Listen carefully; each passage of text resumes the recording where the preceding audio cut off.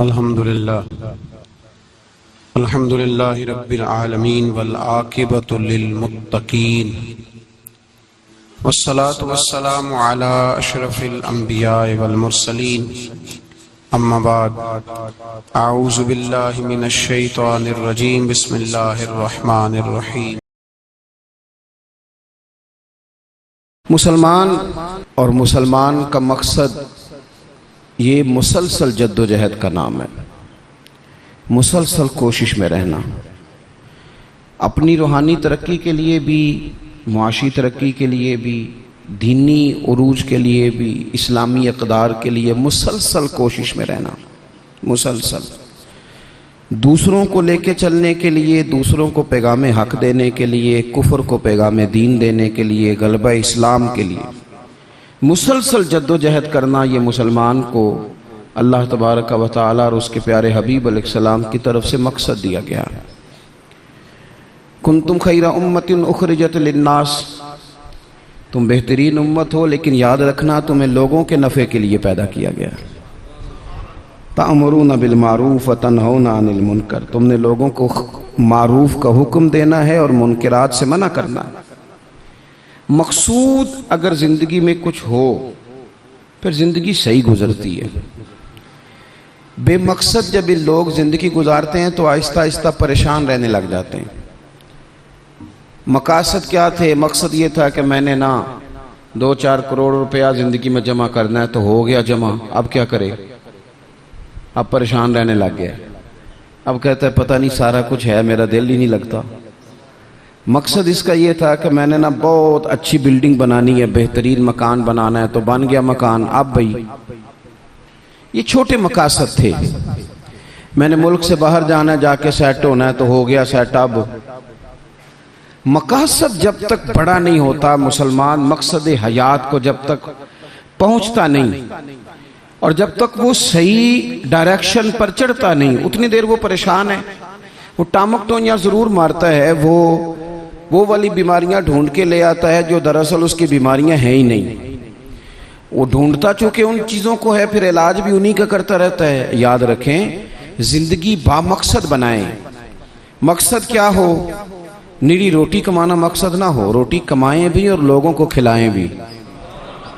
آپ اگر اس لیے مال بڑھائیں گے کہ میں مالدار ہو جاؤں، تو یہ تو محمود نہیں، یہ پیارا نہیں آپ کا یہ نظریہ۔ لیکن اگر مال اس لیے کمائیں کہ یا اللہ پیسے دینا، پر مجھے طریقہ بھی حضرت عثمان غنی والا دینا، مجھے سلیقہ حضرت عبد الرحمن ابن عوف والا دینا۔ آپ اگر مقاصد کے تحت زندگی گزاریں گے تو بے چین نہیں رہیں گے۔ اگر آپ کا کوئی مقصد ہے، آپ اگر صحابہ کرام علیہم رضوان کی مقدس زندگیوں کو دیکھیں تو کوئی مقصد تھا، کچھ پیچھے چھا جس کے لیے وہ جد و جہد کر رہے تھے۔ حضرت مولا علی شیر خدا کرم اللہ تعالی وجہ الکریم، ایک بات کرتا ہوں، ایک مثال دیتا ہوں۔ حضرت علی شیر خدا کا شمار بظاہر ابھی بچوں میں ہوتا تھا جب کلمہ پڑھا، اور جب ساری برادری اکٹھی تھی اور حضور نے فرمایا میں اللہ کا رسول ہوں، کون کون میرے ساتھ دین کی مدد کرے گا، کون مشکل وقت میں حفاظت کرے گا، تو سب چپ رہے۔ حضرت علی اٹھ کے کھڑے ہو گئے، کہ یا رسول اللہ میں محافظ بھی بنوں گا اور دین کا مددگار بھی بنوں گا۔ اب ایک مقصد بنا لیا ہے کہ میں نے تلوار لینی ہے، میں نے دین کی حفاظت کرنی ہے، میں نے یہ کام کرنا ہے۔ ایک مقصد تو ہے نا یار، ایک پروگرام بنا لیا ہے۔ اب حضرت مولا علی شیر خدا ہر میدان میں پہلی صف میں نظر آئے۔ ایک موقع ایسا آیا جہاں میرے حبیب علیہ السلام نے فرمایا کہ علی تم مدینے میں میرے پیچھے رہو، بچے ہیں، عورتیں ہیں، نگہبانی ہے، اور میں اس لیے اسی طرح تمہیں چھوڑ کے جا رہا ہوں جس طرح حضرت موسیٰ علیہ السلام جناب ہارون کو چھوڑ کے گئے تھے، مگر یہ کہ میرے بعد نبی کوئی نہیں۔ ایک موقع پر صرف چھوڑ کے گئے، جہاد پہ ساتھ نہیں لے کے گئے، تو حضرت علی رونے لگے۔ اللہ کرے آپ کو سمجھ آئے میری بات کی۔ بچہ ہمارا بھی روتا ہے، پر وہ کہتا ہے میں نے سیر کے لیے جانا ہے۔ مقصود کچھ اور بنا لیا ہے نا۔ پیسے ہمارے بچے بھی مانگتے ہیں، پر وہ کہتے ہیں کہ ٹور جا رہا ہے، میں نے ساتھ جانا ہے۔ ہمیں بھی رونا آتا ہے کئی دفعہ، لیکن وہ جو پارٹی ہم نے قابو کرنی تھی وہ کوئی اور کر کے لے گیا۔ یہ تو گاہک میرا تھا، یہ دائیں بائیں کیسے نکل گیا۔ رونا تک آ جاتا ہے، ان کا بھی رونا تھا۔ عرض کی یا رسول اللہ صلی اللہ علیہ وسلم آپ مجھے بچوں اور عورتوں پر چھوڑ کر جا رہے ہیں؟ تو حضور صلی اللہ تعالی علیہ وسلم نے فرمایا علی اسی طرح چھوڑ کے جا رہا ہوں جس طرح حضرت ہارون کو جناب موسیٰ کلیم چھوڑ کے گئے تھے۔ بھائی ایک مقصود تھا کہ میں نے میدان میں رہنا، ایک ارادہ کیا تھا، ایک پروگرام بنایا تھا، پھر ساری زندگی وہ میدان میں رہے۔ ان کو جب خنجر لگا نا کوفے کی جامع مسجد کے قریب، تو بندے کو تکلیف ہوتی ہے تو وہ ہائے کرتا ہے، بیٹے کو آواز دیتا ہے، نصیحتیں لکھواتا ہے، لیکن مولا علی کو خنجر لگا تو کیا کہتے ہیں؟ کہتے ہیں فزت برب الکعبہ، لو بھائی لوگو رب کعبہ کی قسم آج میں کامیاب ہو گیا ہوں۔ ایک مقصود بنایا تھا نا، آج میں اس مقصود تک پہنچ گیا ہوں۔ یار کوئی مقصد تو ہو۔ لو سنو بات، بخاری میں موجود ہے، ایک خاتون تھی جو مسجد نبوی شریف میں جھاڑو دیتی تھی۔ مشکل کام ہے؟ چلیں آپ بتائیں مجھے، مسجد کے اندر جھاڑو دینا آسان ہے کہ مسجد کا صدر بننا آسان ہے؟ نہیں، صدر بننا ہی سوکھا دے، اس لیے کہ صدر بن کے کرنا کچھ نہیں، نہ آرڈر ہی جاری کرنا ہے، اللہ ماشاءاللہ اچھے لوگوں کی بات نہیں کرتا۔ اس لیے اچھا زیادہ اجر والا کام تو یہ نا کہ اللہ کا گھر صاف کیا جائے۔ میں نے تو علماء سے کئی جگہ کہا ہے کہ اس عہدے کا نا آپ کوئی نام بدل دیں، اس سیٹ کا نگران کر دیں، سرپرست کر دیں، کیونکہ جب صدر آپ کہہ دیتے ہیں نا تو صدر پاکستان کا سب سے بڑا آئینی عہدہ ہے، اور صدر اگر با اختیار ہو تو پہلا کام اسمبلیاں توڑنے کا کرتا ہے، تو پھر مشکل ہو جائے گی۔ ایک خاتون مسجد نبوی شریف میں جھاڑو دیتی تھی، کوئی مقصد تو ہے نا یار، یعنی جمعے والے دن میں نے جھاڑو دینا ہے، کوئی مقصد تو ہے۔ میں نے یار اللہ کے گھر، اللہ کا گھر سمجھ کے، کمیٹی کی مسجد سمجھ کے نہیں، محلے کی مسجد سمجھ کے نہیں، رب کا گھر سمجھ کے میں نے یار وہ واش روم صاف کرنے ہیں جن کے اندر لوگ گزرتے ہیں اور نماز کے لیے اپنے آپ کو تیار کر کے لوگ وضو سے فارغ ہو کر کے آتے ہیں۔ ایک مقصود ہے، ایک ارادہ کر لیا ہے، کوئی پروگرام تو ہو، ایسے محمل فضول وقت گزرتا جائے۔ یعنی ہمارے ہاں نا کچھ لوگ کہتے ہیں میں بور بڑا ہوتا ہوں۔ آپ نے ناراض نہیں ہونا، میں سینکڑوں اور ہزاروں لوگوں کو جانتا ہوں جو ان سے پوچھنا کیا کر رہے ہیں تو کہتے ہیں ٹائم پاس کر رہا ہوں۔ تو میں کہتا ہوں آپ نے ٹائم کو بالکل فضول سمجھ لیا ہے۔ کیا سمجھتے ہیں آپ زندگی کے لمحات اتنے فارغ ہیں؟ اور نبی پاک صلی اللہ علیہ وسلم نے فرمایا دو نعمتیں ایسی ہیں جن کے بارے میں بہت سارے لوگ دھوکے میں۔ دو نعمتیں کہا حضور نے، نعمتان، دو نعمتیں ایسی ہیں جس کے بارے میں لوگ دھوکے میں پڑ گئے، انہیں سمجھ نہیں آئی کہ ہمارے پاس نعمت۔ یا رسول اللہ کون سی؟ حضور نے فرمایا ایک صحت اور ایک فرصت، ایک صحت اور ایک فرصت۔ اللہ نے فارغ وقت دیا تھا کہ بہت سارے قرآن پاک پڑھ سکتا تھا، درود پاک پڑھ سکتا تھا، کوئی کام کر سکتا تھا، لیکن بس اس چوک میں گزر گیا، اس گلی میں وقت گزر گیا، فلانے کی باتیں کرتے وقت گزر گیا، میلوں ٹھیلوں میں گزر گیا، شغل میلوں میں گزر گیا، کوئی ٹھنڈے علاقے کی سیر میں گزر گیا، جو بچا تھا وہ موبائل پہ گزر گیا۔ بیت گئے اوقات ہمارے۔ کوئی مقصود ہے میرے عزیز؟ مسجد میں جھاڑو دیتی ہے خاتون، بیمار ہو گئی لیکن با مقصد زندگی گزار رہی تھی نا، اس نے کسی نہ کسی طریقے سے اپنے آپ کو مدینے والے محبوب کے دین سے جوڑ لیا تھا۔ جھاڑو دیتی تھی مسجد میں، بیمار ہو گئی۔ قربان جائیں رسول کائنات یعنی اللہ کی رحمت کاملہ، حضور خود چل کے تیمارداری کرنے تشریف لے گئے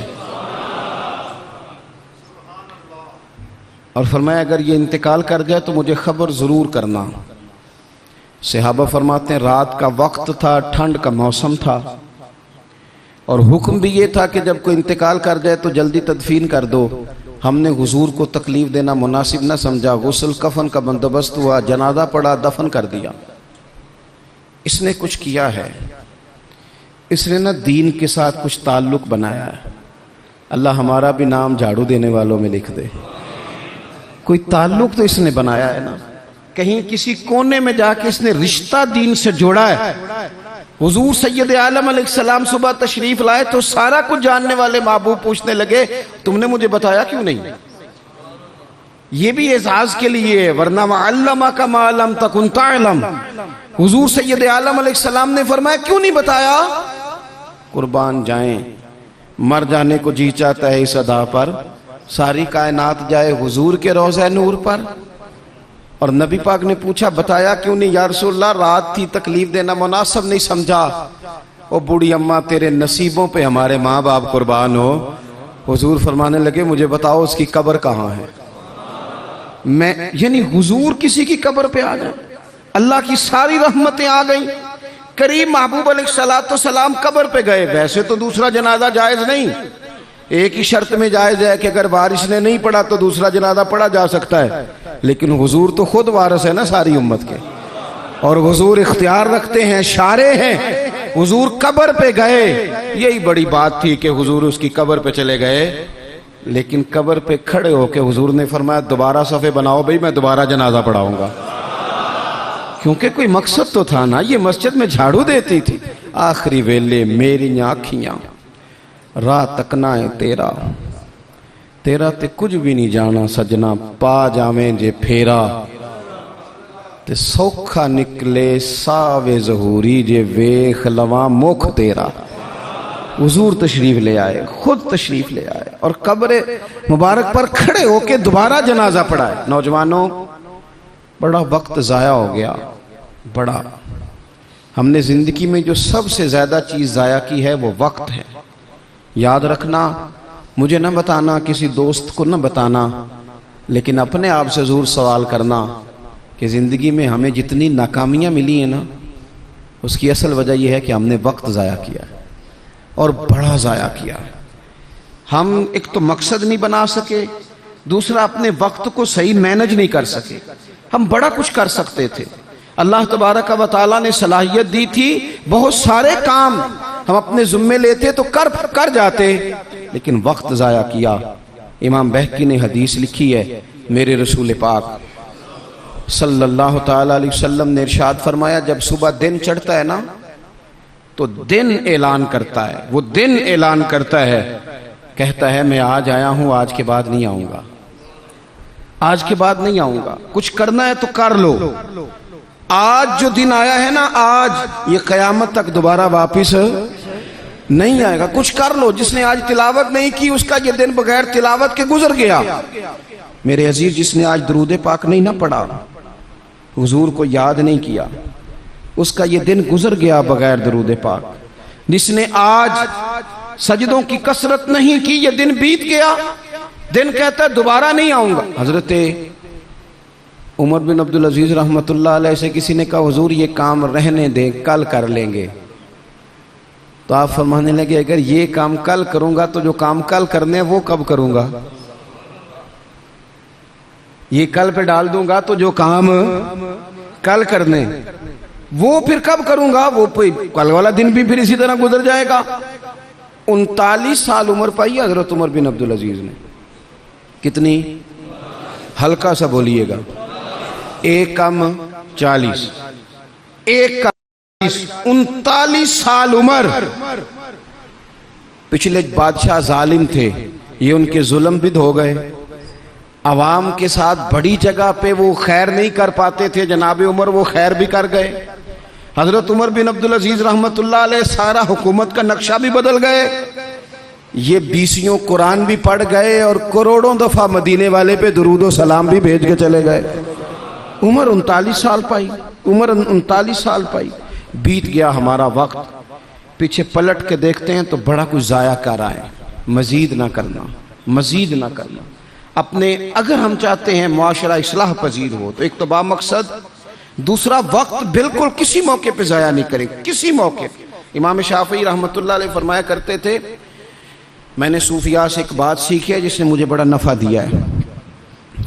حضور وہ کیا ہے؟ آپ فرماتے ہیں صوفیاء فرمایا کرتے ہیں کہ وقت ایک تلوار ہے، اسے اپنے ہاتھ میں کر لو تو بڑی مشکلات کاٹ ڈالو گے، اور اگر تم نے اس کو اپنے ہاتھ میں نہ کیا تو پھر وقت تو تلوار ہی ہے، یہ تمہیں کاٹ ڈالے گا، پھر تم کٹ جاؤ۔ جوان بالخصوص یہ ٹائم پاس یہ نکال دیں۔ مزاج بن گیا ہے ہمارا شغل میلے کا، گپیں گھنٹوں بھی ہوں تو وقت کا پتہ نہیں چلتا۔ شغل میلے کا، میں آپ کو پتہ ہے ہم غلام ہیں اولیاء کے، ہم صوفیاء کے نظریات کو قرآن و سنت کی ترجمانی سمجھتے ہیں، لیکن یہ کہ آپ نے نہیں دیکھا ہوگا کہ 20 لوگ اکٹھے ہو کے کسی جگہ ایک گلی سے نکلے ہوں, کوئی پوچھے کدھر جا رہے ہو تو کہیں ہم جمعہ پڑھنے جا رہے ہیں مسجد میں. 20 ہو کے نہیں نکلتے.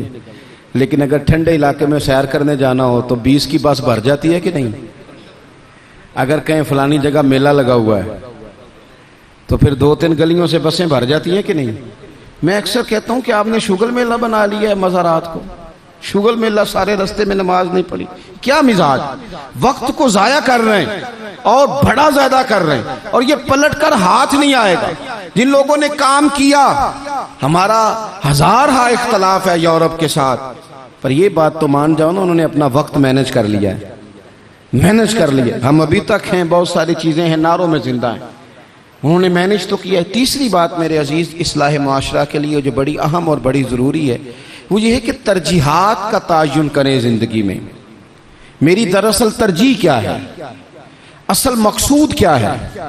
یہ ہمارے مذہبی اجتماعات ہوتے ہیں, مجھ سے لوگ وقت لینے کے لیے آتے ہیں, بڑے اچھے لوگ ہوتے ہیں, خیر کے لیے آئے ہیں, ورنہ ہمیں کون پوچھتا ہے. تو میں کئی دفعہ پوچھتا ہوں دوستوں سے کہ جو آپ محفل کرا رہے ہیں تو کوئی پس منظر بھی تو بیان کریں نا, مقصود کیا ہے.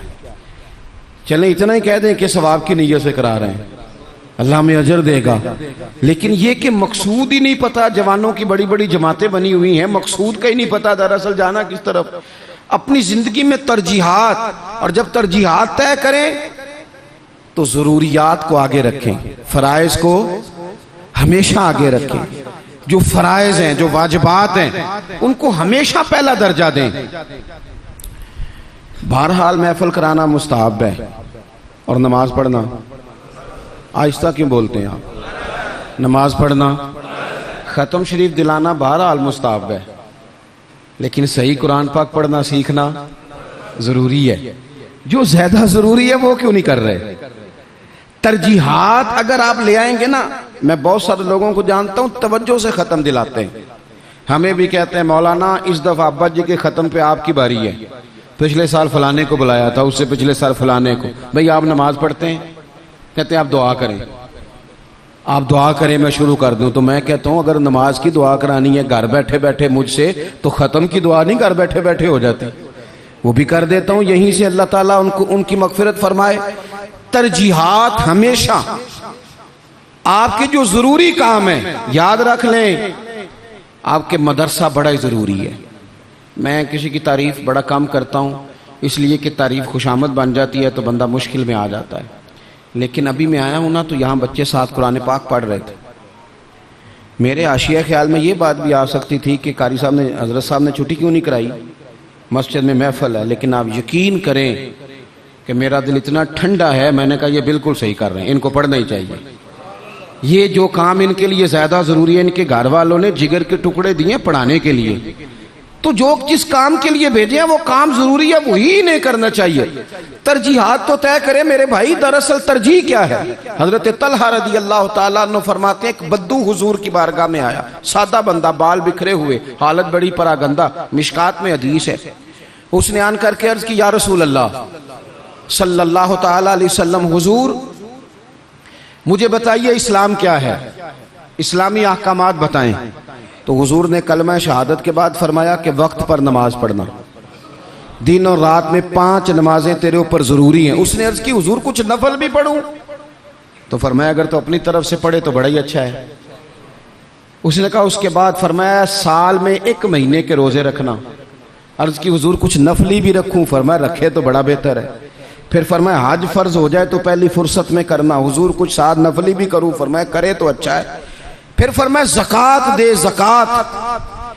اس نے عرض کی یا رسول اللہ صلی اللہ تعالیٰ علیہ وسلم کچھ نفلی صدقات بھی کروں؟ فرمایا کرے تو بڑا اچھا ہے. اس نے یہ باتیں سن کے نہ صرف فرائض کی تعلیم دی, فرائض کی. آج جو خطیب مجھے اور آپ کو نکتے سنائے ہم توجہ سے سنتے ہیں, اور اگر فجر میں امام صاحب وضو کے مسئلے بتائیں تو کہتے ہیں ایڈا عالم ہی نہیں. عالم تھے اسی جن نے کل بڑی اونچی تقریر کی تھی. اگر وہ آپ کو غسل کا طریقہ بتائے تو لوگ کہتے ہیں یہ تو علم کی شاید بات ہی نہیں. وہ نقطہ بیان کرنے والا, وہ جس کی آواز زیادہ بلند ہو رہی تھی. آواز بلند ہونا زیادہ ضروری نہیں ہوتا, دلائل بلند ہونا ضروری ہوتا ہے. آپ کی دلیل کتنی مضبوط ہے یہ زیادہ اہم ہے. تو اللہ کے محبوب علیہ السلام نے فرمایا فرض نماز پڑھ, زکوٰۃ دے، رمضان کے روزے رکھ، حج کر۔ حضور سید عالم صلی اللہ تعالی علیہ وسلم نے یہ ترجیحات بتائیں۔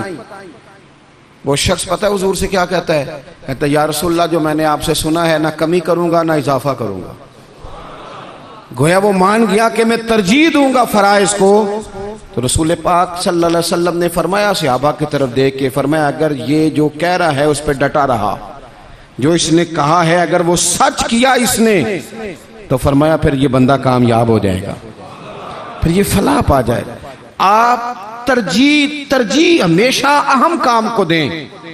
میں جو بات کرنے لگا ہوں میرے علماء اس کی ذمہ داری لیں گے۔ آپ سے یہ نہیں پوچھا جائے گا کہ آپ نے مزار پہ چادریں کتنی ڈالی ہیں، یہ ضرور پوچھا جائے گا کہ ماں باپ کی خدمت کی کہ نہیں کی۔ تو جو ترجیح ہے مزار پہ چادر ضرور ڈالیں، منع نہیں، پر یہ کہ وہاں وقت پہ جانا، وہاں ڈیوٹی ٹھیک کرنا اور اماں ابا گھر میں پریشان ہو۔ رسول کائنات صلی اللہ علیہ وسلم کی خدمت میں ایک صحابی حاضر ہوئے، عرض کی یا رسول اللہ صلی اللہ تعالی علیہ وسلم میں ایک مسئلہ دریافت کرنے آیا۔ میرے دوستو پتہ ہمیں کیا ہوا ہے؟ ہم نے نا باہر وقت بہت زیادہ دیا ہے،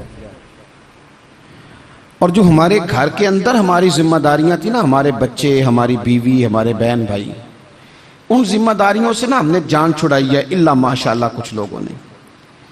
بچے کو چارج کیا، بچہ تنگ کر رہا ہے، لگا دو گیم موبائل پہ، چلو ہماری جان چھوٹی، وہ جانے اس کا کام جانے۔ آپ اگر 10-15 منٹ بچے کو دیتے وہ آپ سے کھیلتا، وہ مانوس ہوتا۔ آپ کہتے میں بڑا مصروف ہوں، اور بھائی تو اتنا مصروف تو نہیں جتنے مدینے والے محبوب مصروف ہیں۔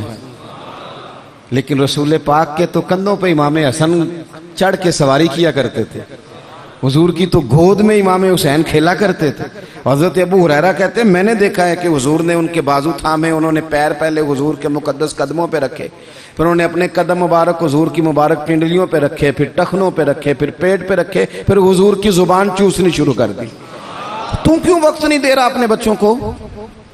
کیوں نہیں ہم وقت دے پاتے اپنے نواسوں کو، نواسیوں کو، پوتوں اور پوتیوں کو؟ وہ جو ہمارے لیے ضروری تھا وہ ہم سے مانوس ہونے کی بجائے کسی بد عقیدہ سے جا کے مانوس ہو جاتے ہیں۔ پتہ تب چلتا ہے جب سارا عقیدہ بگڑ جاتا ہے۔ اپنے گھر کے اندر جو ذمہ داریاں ان کو ترجیح دیں۔ حضور سید عالم علیہ السلام نے فرمایا خیرکم خیرکم لأہلہ وانا خیرکم لأہلہ، فرمایا تم میں بہتر وہ ہے جو اپنے گھر والوں کے لیے بہتر ہے، وانا خیرکم لأہلہ، اور جا کے پوچھ لو میں تم سب سے بڑھ کے اپنے گھر والوں کے ساتھ خیر کرنے والا۔ ترجیح دیں۔ ایک صحابی آئے، عرض کرتے ہیں یا رسول اللہ صلی اللہ علیہ وسلم میری بیوی پہ حج فرض ہے، وہ حج کرنے جا رہی ہے، یہ سیاستہ میں حدیث موجود ہے، اور میرا نام ایک غزوے میں لکھ دیا گیا ہے، میں جہاد کے لیے جا رہا ہوں، نام میں نے لکھوا لیا ہے، حکم میرے لیے کیا ہے؟ میری باتوں کی سمجھ آ رہی ہے آپ حضرات کو؟ میری بیوی حج کے لیے جا رہی ہے، وہ صاحب استطاعت ہوگی، ظاہر ہے اس کے پاس مال ہوگا، وہ جا رہی ہے، اس کو جانا ہے، وہ تیار ہے، اور میرا نام غزوے میں لکھا ہے، تو حکم کیا ہے؟ دیر نہیں لگائی رسول پاک نے، حضور فرمانے لگے تو اپنا نام غزوے والی لسٹ سے کٹا، جہاد پہ نہ جا بلکہ تم محرم بن کر اپنی بیوی کے ساتھ حج کرنے جا، وہ تیری ذمہ داری ہے، وہ تیرے علاوہ کون محرم بنے گا اس کا؟ تو جو تیری ڈیوٹی کا کام ہے اسے تو کرنا، ترجیحی بنیادوں پر کام کو کریں۔ 4 باتیں ہو گئیں، ایک بات آخر میں 5ویں، ہم نا بہت ساری چیزوں کی اصلاح کرتے ہیں، لفظ بھی کئی دفعہ تراش لیتے ہیں، جملے بھی بڑے اچھے ترتیب دے لیتے ہیں، لیکن آہستہ آہستہ نا ہمارے لہجے سخت ہو گئے۔ ساری توجہ لفظوں پہ نہ دیں، کچھ لہجوں پر بھی دیں۔ لہجہ جو ہوتا ہے نا انسان کا، لہجہ یعنی بیٹے کو آواز دی، ابا جی نے کہا بیٹا، اس نے کہا جی ابا جی کیا مسئلہ، حکم کریں، ابھی تو میں گیا تھا۔ اس میں جملہ گستاخی والا کوئی بھی نہیں، پر لہجہ گستاخی والا ہے۔ ابا جی کیا حکم ہے، کوئی گستاخی ہے اس لفظ میں؟ ابھی تو میں یہاں سے گیا ہوں، کوئی گستاخی ہے؟ لیکن اس کا جو لہجہ ہے نا، چلیں میں آسان کرتا ہوں، آپ کی سمجھ میں بات آئے گی۔ قرآن پاک میں حضرت لقمان اپنے صاحبزادے سے باتیں کرتے ہیں اور وہ سورہ لقمان کی بالکل ابتدا میں وہ آیات موجود ہیں. تو حضرت لقمان نے نا اپنے بیٹے کو جو نصیحتیں کی، ایک نصیحت یہ بھی کی تھی، کہا وَلَا تُصَغِّرْ خَدَّكَ لِلنَّاسِ، بیٹا لوگوں سے رخسار ٹیڑھا کر کے بات نہ کرنا، منہ ٹیڑھا کر کے ترشروئی کے ساتھ بات نہ کرنا. ترشروئی، وہ بوڑھا سسر بوڑھی ساس بہو سے کہتی ہے پتر روٹی لانا، تو روٹی لائی ہے تو اس نے زور سے برتن پٹکا ہے زمین پہ، پانی ڈالا ہے تو زور سے رکھا ہے، دروازہ تلخی سے بند کیا ہے. بوڑھے تھے بیچارے، بیمار تھے، پریشان ہو گئے. شام کو بیٹا آیا تو رو پڑے، کہا پتر تیری بیوی بڑا پریشان کرتی ہے. تو اس نے کہا اپنی بیوی سے ادھر آنا، تو بیوی جواب میں پتہ کیا کہتی ہے، توجہ ہے میری بات پر، وہ کہتی ہے ابا جی نے پوچھو میں آکھیا کی ہے، آکھیا واقعی کچھ نہیں سن. اگر وہ لفظ بتانا چاہے تو لفظ واقعی کوئی اس نے کہا ہی نہیں، تو بتائے کہاں سے، اس نے واقعی کچھ نہیں کہا. ابا جی سے پوچھے میں نے، کہا کیا، اماں جی سے پوچھے میں نے، تو کیا بتائے ابا جی، گلاس بولے گا کہ اس نے تلخی سے مجھے پھینکا تھا، کہ دروازہ بولے گا. اب وہ جو تلخی ہے نا وہ رویے کی ہے. ہمارا نا صرف مسئلہ، میں نے قرآن مجید پڑھا ہے کہ جناب لقمان نے اپنے بیٹے سے کہا پتر رخسار ٹیڑھا کر کے لوگوں سے بات، تھوڑا سا رویہ تو ٹھیک ہو نا. ہمارے رویے نا کسی جگہ تھوڑی دیر کے لیے ٹریفک بند ہو تو لوگوں کا رویہ دیکھنا، تھوڑی دیر کے لیے کسی جگہ اگر ٹھہرنا پڑ جائے تو مزاج دیکھیں لوگوں کا. ہمارا آپ کسی سے نا کسی کے بارے میں سوال کریں، پوچھیں سیاستدان کیسے ہوتے ہیں، پھر ہمارا رویہ دیکھیں. آپ پوچھیں پولیس والے کس طرح کے ہوتے ہیں، پھر دیکھیں رویہ. آپ پوچھیں تیرا کیا خیال ہے اپنے سسرال والوں کے بارے میں، پھر رویہ دیکھیں. چلیں آپ اچھے لوگ ہیں اور مسجد میں بھی بیٹھے ہیں اور باوضو بھی ہیں، غلط بات تو کرنی نہیں. اگر پوچھا جائے کہ مولویوں کے بارے میں کیا خیال ہے، اگرچہ سننے بھی آئے ہیں، اگرچہ یہ کہ ان کے پیچھے نماز بھی پڑھتے ہیں، لیکن رویوں میں وہ رنگ نہیں ہے. آواز دیتے ہیں تو اس انداز میں بعض لوگ اپنے ڈیروں پر بیٹھ کے چودھری تبصرہ کرتے ہیں تو وہ تبصرے کا لہجہ ٹھیک، میرے لہجے میں غرور آیا تھا، تیرا حق تھا تو شکایت کرتا. اور میرے بھائی لہجے پر بھی تھوڑی توجہ دے، انداز. کچھ لوگ کہتے ہیں جی میں کڑوا اس لیے ہوں کہ سچا ہوں، سچے بندے کڑوے ہوتے ہیں. میں نے کہا یہ مثال ہی غلط ہے سرے سے. کائنات میں سب سے زیادہ سچ مدینے والے محبوب نے بولا ہے، سب سے زیادہ سچ حضور نے بولا ہے، پر وہ سچ اتنا میٹھا تھا کہ لوگوں نے دوڑ دوڑ کے اسے حاصل کیا ہے. سچ ہی تو میٹھا ہوتا ہے، کس نے کہہ دیا سچ کڑوا ہوتا ہے؟ یہ ہم کڑوا بنا دیتے ہیں. ترشروئی تھوڑا سا نا لہجے پر بھی دیکھیں نا. ایک بیٹا ہے، لہجے کی بات ہے نا. والدہ نے، وہ بیچاری اماں کو ٹیلی فون آ گیا بیٹی کا کہ اماں جی 20,000 روپیہ چاہیے، میں مجبور ہوں، میں تکلیف نہ دیتی. تب وہ والد والدہ بیٹھے ہیں مشورہ کر رہے ہیں، بیٹا پہلے ہی زیادہ تنخواہ کوئی نہیں، خرچے پہلے ہی زیادہ ہیں، کیسے کہیں گے. بڑی انہوں نے نا مشورہ کر کے، بیٹا آیا تو بڑے پیار سے پریم سے بات کی، کہ پتر دل تو نہیں کرتا، ہمیں تیرے حالات کا پتہ ہے، پر تیری بہن بیچاری کو نا 20,000 کی ضرورت ہے. اب ایک لہجہ یہ ہے. اس نے کہا ابا جی کمال بات ہے، آپ کو پہلے بھی پتہ ہی ہے، آپ مجھے روز تکلیف دیتے ہیں، پہلے اتنے خرچے ہیں، ابھی عید پہ دیا تو تھا 3,000 اس کے گھر میں، پھر اس نے فون کر دیے، اسے بھی سوچنا چاہیے. اٹھ کے چلا گیا. ماں باپ بیچارے ساری رات روتے ہیں، ہم نے کیوں بات کی، نہ کرتے. کیا اس نے رویہ اختیار کیا؟ ایک رویہ یہ ہے، ایک رویہ یہ ہے کہ ابا جی اور اماں جی نے بڑے چن کے جملے کا، بیٹا ہمیں تیرے وسائل کا بھی پتہ ہے، مسائل کا بھی پتہ ہے، دل نہیں کرتا، پر تیری بہن کس سے بات کرے، غریب ہے. اس نے کہہ دیا ہے مجبوری ہے، اسے کو 10-20 ہزار چاہیے. تو بیٹا اٹھ کے قریب آ گیا، اس نے اماں کا ہاتھ پکڑ کے سینے پہ رکھا، باپ کا ہاتھ چوما. اس نے کہا ابا جی آپ جھچک جھچک کے بات کیوں کرتے ہیں، 20,000 کی کیا بات ہوئی، میری جان بھی حاضر ہے. غریبی اور بات ہے، مجبوری اور بات ہے، پر آپ حکم کیا کریں، میں غلام ہوں آپ کا، آپ جھچک کے میرے ساتھ بھی جھچکیں گے، آپ کھل کے بات کریں، آپ کو فون کر دینا چاہیے، میں ادھار پکڑوں کچھ کروں، آپ جو کریں گے. روئے گا اس کا ابا بھی ساری رات ہی، روئے گی اس کی اماں بھی ساری رات ہی، پر دعائیں مانگتی روئے گی. ابا دعائیں مانگتا روئے گا کہ یا اللہ اس طرح کی اولاد سب کو عطا فرما، روئے گا. رویے، لہجے، انداز، گفتگو، اس میں تبدیلی کی ضرورت ہے، اس میں تبدیلی کی ضرورت ہے. حضرت جابر ابن عبداللہ رضی اللہ تعالیٰ عنہ روایت کرتے ہیں، ایک صحابی فرماتے ہیں حضور پہلے دن مدینے تشریف لائے ہجرت کر کے، میں زیارت کے لیے گیا تو میں نے مسکراتے دیکھا. بڑے بڑے وقت آئے نا، ان میں بدر بھی آیا، احد بھی آیا، احد میں شہادتیں بھی ہوئی، ان مواقع میں بڑا کچھ آیا، لیکن میں نے حضور کو 10 سال زیارت کرتا رہا، جب بھی ملا ہوں مسکراتے ملا ہوں.